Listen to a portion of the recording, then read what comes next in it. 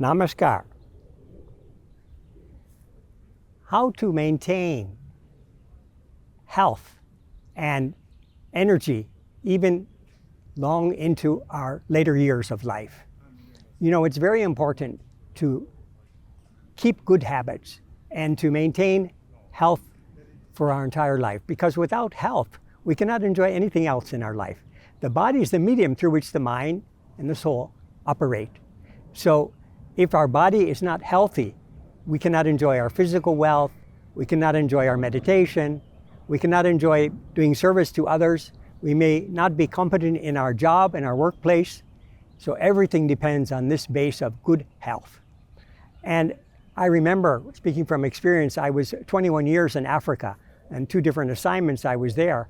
And over those 2 different assignments over 21 years, I got malaria about 8 times. And when you get malaria, you can't do anything, you know? And at that time, I was in charge in 1984 to organize the global conference. And so a representative was coming from the headquarters, and we were organizing it in Accra, West Africa, in Ghana. And about 3 weeks before the conference, I came down with malaria. I couldn't do anything. And that was a difficult time in the history of that country, because there was bad relations with the neighbor, Nigeria, who was supplying oil and petrol. So there's a rationing of petrol throughout the country. And there just had finished a drought, so there was a rationing of food. Food was restricted because there was not so much production available, not many food in the stores. So I had this problem and I couldn't do anything. After 1 week, I recovered. And then with the help of all of the members, we managed to bring the members from all the hinterland into the city capital, Accra. And we had petrol, we had food, and everything went really, really well. So it's important also to start having healthy habits from the young age. I remember with horror that a mother was feeding her 1-year-old child chocolate. This is the worst thing we can give to a child at that age, because from the age of birth to 5 years, the child's digestive organs are not developed. So that's why they need very soft, bland, easily digestible foods. And when we give the child chocolate from that young age, they'll develop a craving for this unhealthy food. Rather, if we want to give them something sweet, maybe soaked fruit and like a date or soaked fig, blend it up, banana, mango, blend it up, and that's very, very nice, healthy food, which is sweet at the same time. And so it's important not only to have good habits, but to do them regularly. You know, there's a saying in the Bible, as you sow, so you reap. So sow a thought, reap a practice. Sow a practice, reap a habit. Sow a habit, reap a character. Sow a character, reap a destiny. So it all begins with thought and putting that good thought into practice. So here, I'd like to say that what are some of those good practices? Keeping well hydrated every day, drinking enough water, waiting 1 hour after the meal, but then drinking regularly throughout the day water. And better, even a little bit of juice of the lemon inside that water will help our digestion very much. Then the daily practice of some aerobic exercise, maybe fast walking, maybe jogging on the treadmill, swimming. In this way, we improve our cardiovascular and the function of our heart. So this is very important. In our channel, we teach the Kaushiki dance, especially for sisters, and the Tanava dance, especially for brothers. These are very good exercises for our cardiovascular system. And then fasting.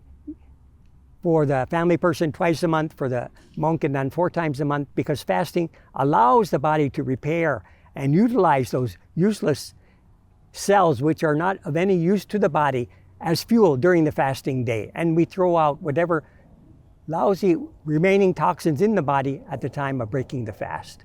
Fasting is a very important part of good health, as well as vegetarian diet, because vegetarian diet is full of chlorophyll, greens, and that helps our brain function.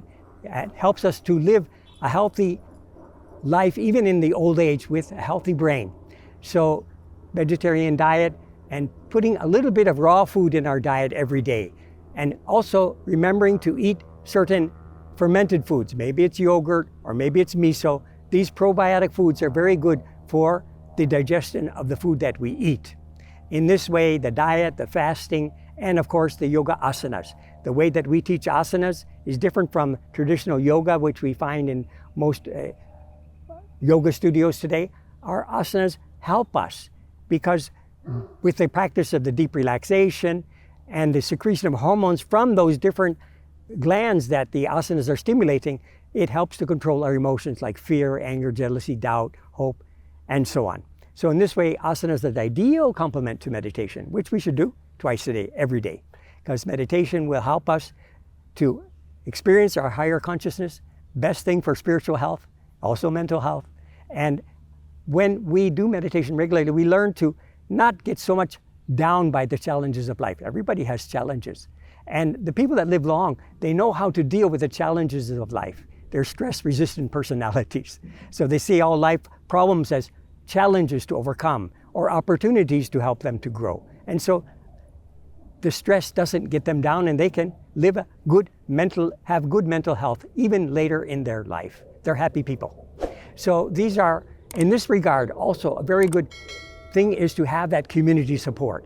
So all over the world we have groups that meditate together, and if we can do a collective in-person meditation once a week, fantastic. Otherwise, online once a week. This will give us that support of the tribe, of the community, and we can get ideas on how to improve our own health, physically, mentally, and spiritually through some of those members. So these are some of the suggestions for keeping good health. And maybe you have a friend or relative who's lived a long and healthy life. Put your comments in the chat to know how they have maintained that good health for so many years. And in this way, we can learn from each other. Thank you. Namaskar.